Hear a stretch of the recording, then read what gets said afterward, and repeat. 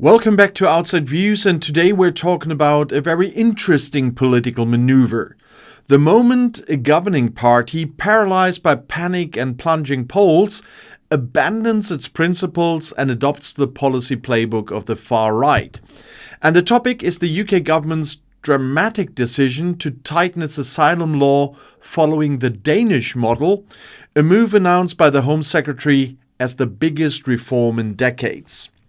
And my strong personal view is that this is not a solution, it's an act of political surrender to the populist agenda, a desperate attempt to staunch the bleeding votes to the surging right-wing party Reform UK, and it will be both morally reprehensible and ultimately ineffective.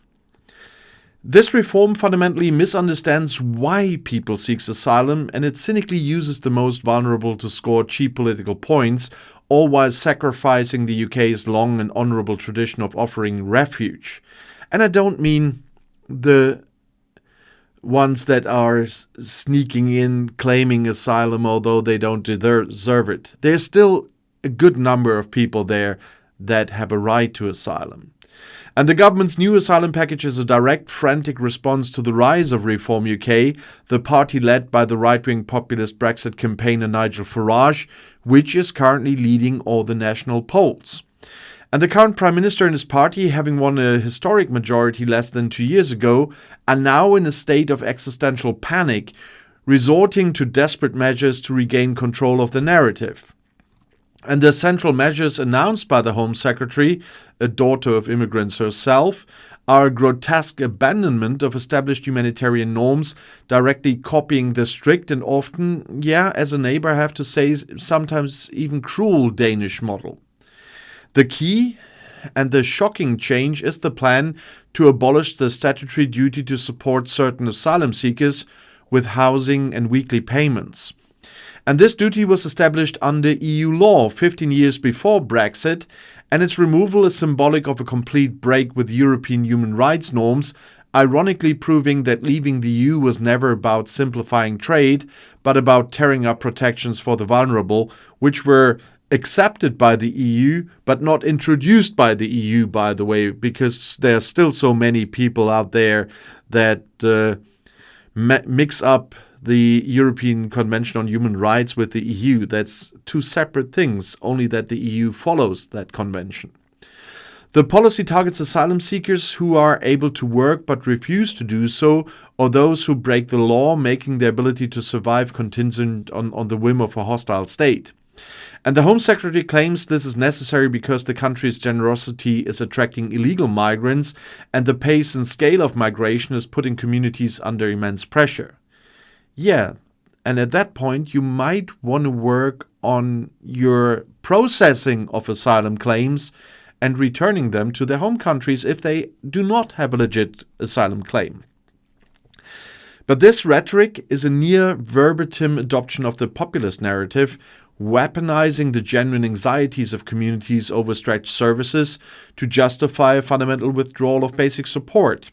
And the underlying strategy is clear. The government wants to make the UK less attractive for illegal migrants and simplify deportations.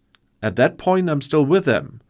But the goal is being pursued through two deeply damaging legal changes that will affect all new arrivals.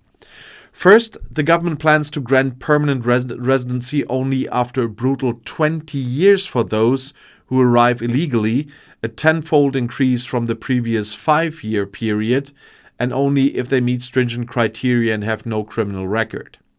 And this is thanks to the period of perpetual uncertainty for decades, creating a massive, unstable underclass that can never fully integrate. And second, the refugee status itself will be time-limited and regularly reviewed, with people subject to deportation as soon as their home country is deemed safe, although I cannot argue a lot against this one. This is a direct mirror of the Danish model, which is lauded by the right for its success in reducing asylum applications to a 40-year low. But the success comes at a massive human cost and creates a deeply hostile environment where even people with recognized refugee status live in constant fear that their residence permit will not be renewed, forcing them to live in a limbo and preventing true integration. The government is ignoring the fact that the Danish model's success is partly due to its EU opt-out on asylum and integration policy, a loophole that most EU member states cannot legally replicate. The UK, outside the EU, can replicate the policy, but the ethical and social consequences are profound. It signals to the world that the UK is moving from a nation of refuge to a nation of calculated cruelty. And the Home Secretary's claim that this policy is not racist and is in fact a moral obligation because she is the daughter of immigrants is a desperate and cynical attempt to deflect criticism. Being the child of immigrants does not grant a politician a moral license to enact policies that are fundamentally inhumane. And the policy is rightly being condemned by over 100 human rights groups and charities who have pleaded with the government to end the scapegoating and sham debates that only cause harm. The Refugee Council's argument is that the truth that the government refuses to hear. Refugees come to the UK because of family ties, language knowledge, or historical connections, not because they perform a sophisticated comparisons of asylum systems across Europe. The idea that a desperate family fleeing war in Sudan or repression in Eritrea will pause their flight to compare the weekly allowance and residency criteria between the UK and say, Poland is an insulting fantasy used to justify a political choice. The true aim is not to deter desperate families, but to deter voters from choosing Reform UK by proving that the governing party can be just as hostile and uncompromising on immigration. The Prime Minister himself has already adopted the right-wing rhetoric, promising to end the experiment of open borders and close the undignified chapter of illegal migration.